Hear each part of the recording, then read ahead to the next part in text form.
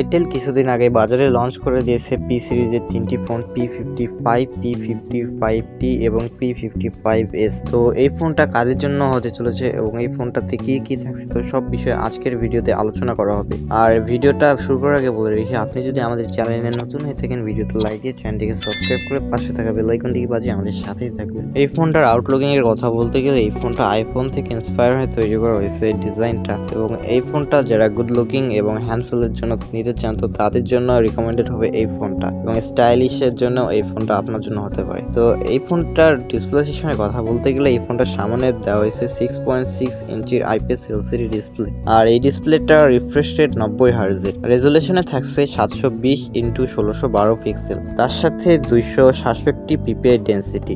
আর এই ডিসপ্লেটা একটু বড় হয়, আপনার ভিডিও দেখতে কোনো সমস্যা হবে না। আর এই ডিসপ্লেটার চিনটা একটু বড় আছে, তার সব দিক দিয়ে এই বাজেটের মধ্যে এই ডিসপ্লেটা মেনে নেওয়া যায়। পারফরমেন্সের কথা বলতে গেলে, এই ফোনটার চিপসেটে ব্যবহার করেছে ইউনিসক T606, আর এই চিপসেটটার AnTuTu স্কোর প্রায় 2,23,000-এর মতো।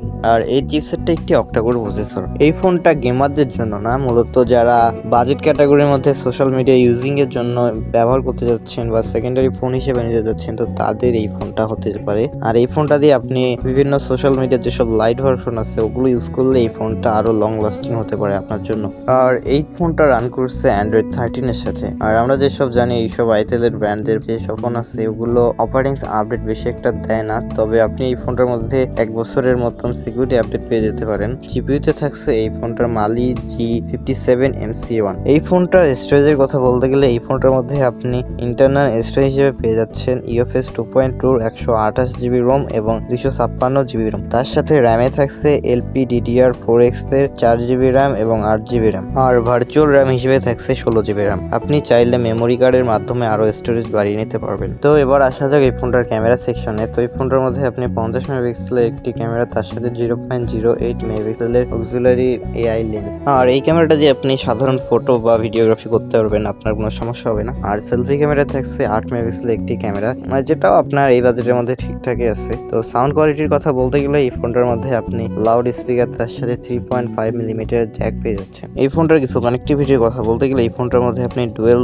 4G সিমের সাপোর্ট পেয়ে যাবেন, তার সাথে ব্লুটুথ, জিপিএস এবং USB Type-C সাপোর্টও পেয়ে যাচ্ছেন। সেন্সরের কথা বলতে গেলে, এই ফোনটার মধ্যে বেশি কোনো সেন্সর নেই, কিন্তু এই ফোন আনলক করার জন্য একটি সাউথ মাউন্টেন ফিঙ্গারপ্রিন্ট সেন্সর দেওয়া হয়েছে এই ফোনটার ভিতরে। আর ব্যাটারি ব্যাকআপের কথা বলতে গেলে, এই ফোনটার মধ্যে আপনি 5000 mAh এর no removable lithium polymer battery পেয়ে যাবেন, যা 18 ওয়াটের চার্জার দ্বারা চার্জ করতে পারবেন। তো এই ছিল এই ফোনটার ভিতরে। আর এই ফোনটার কালারের কথা বলতে গেলে, এই ফোনটা আপনি ব্লু, গোল্ড, ব্ল্যাক এবং পার্পল কালারের সাথে পেয়ে যাবেন। তো এত কিছু থাকছিল itel এর এই ফোনটার ভিতরে। আর এখন বলবো এই ফোনটা আপনার নেওয়া উচিত হবে কিনা। তো যারা ভাবতেছিলেন একটা ভালো ক্যামেরা বা গেমিং এর জন্য ফোন নেবেন, তাদের জন্য দুঃখজনক যে এই ফোনটা আপনার জন্য না, আপনার জন্য আরো বেটার অনেক অপশন আছে। তো যারা বাজেট ক্যাটাগরির মধ্যে একটা বেস্ট ফোন খুঁজতেছিলেন বা স্টাইলিশ লাগবে দেখতে, এবং তাছাড়া আপনি টুকটাক মাল্টিমিডিয়া ব্রাউজিং করবেন, তো তাদের জন্য রিকমেন্ডেড হবে এই ফোনটা। এই ফোনটা দিয়ে আপনার হেভি কোনো গেম যদি না প্লে করেন, তাহলে এই ফোনটা আপনার অনেক দিন লাস্টিং করবে। এই ফোনটা যদি আপনি নিতে চান,